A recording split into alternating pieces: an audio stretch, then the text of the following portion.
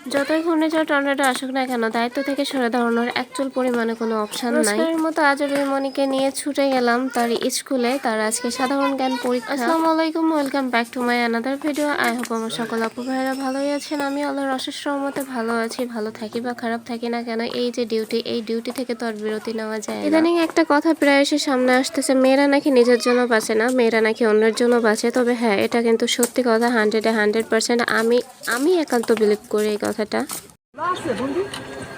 পরীক্ষা চলতেছে।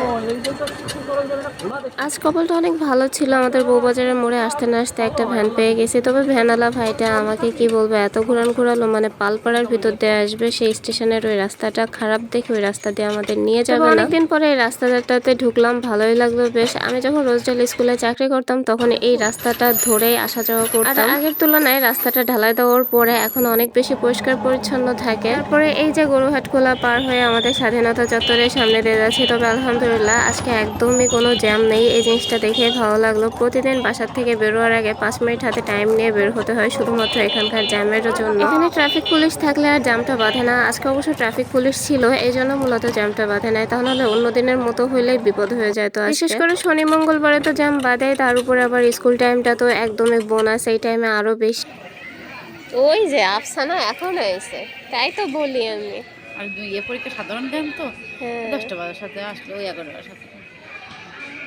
রুহিকে ক্লাসে পাঠাই দিয়ে যখন বসতে আসছে মাঠের এ পাশটাতে, তখন তো আমি নিজেই অবাক, আফসানা আসেনি। অন্যদিন, মানে অন্যদিন না, সারা বছরে দেখা যায় আফসানা আগে এসে আমার জন্য চেয়ার ধরে বসে থাকে, তারপর আমি আসি। বাট আজকে হয়ে গেছে উল্টোটা। অবশেষে তার দেখা পেয়ে মনটা ভালো হয়ে গেল, কারণ সে একমাত্র ব্যক্তি যার সাথে আমি একটু মন খুলে কথা বলতে পারি। ইভেন সেও, আরও আছে 2-3 জন, তারা আসলে এবার পরীক্ষার সময় তাদের সাথে আমার দেখা হচ্ছে না। একজন ঢাকায় আছে, তারপর একজনের পরীক্ষা আমাদের আগেই শেষ হয়ে যায়, তো তাদেরকেও অনেক বেশি মিস করি। আজকে একটা জিনিস খেয়াল করেছেন, সেই ভিডিওর শুরু থেকে এই পর্যন্ত আমি কিন্তু আজকে চশমা আনি নাই। আর চশমা না আনার কারণে আমি যে কি পরিমাণে সমস্যায় পড়তেছি সেটা আমার চোখ দুইটা দেখেই বুঝতে পারছেন। আমি বাইরের দিকে মানে একদমই তাকাতে পারছিলাম না, চোখ বন্ধ হয়ে আসতেছিল, অনেক কষ্ট হচ্ছিল। চশমাটা যদি আমি ভুল করে রেখে আসি নাই, ইচ্ছা করে রেখে আসছি। গতকালকে আফসানা আমাকে বলতেছিল যে আপনার চোখের দুই পাশে দাগ হয়ে গেছে চশমা পরার কারণে। আমি ওই জিনিসটা খেয়াল করছি আরো কয়েকদিন আগে, যে আমার চোখের দুই পাশে দাগ হয়ে গেছে, বাট কিসের জন্য দাগটা হয়েছে এটা আমার জানা ছিল না। আফসানা বলার পরে বিষয়টা আমার মাথায় আসলো, তো এই জন্য মূলত আমি চশমাটা রেখে গেছিলাম।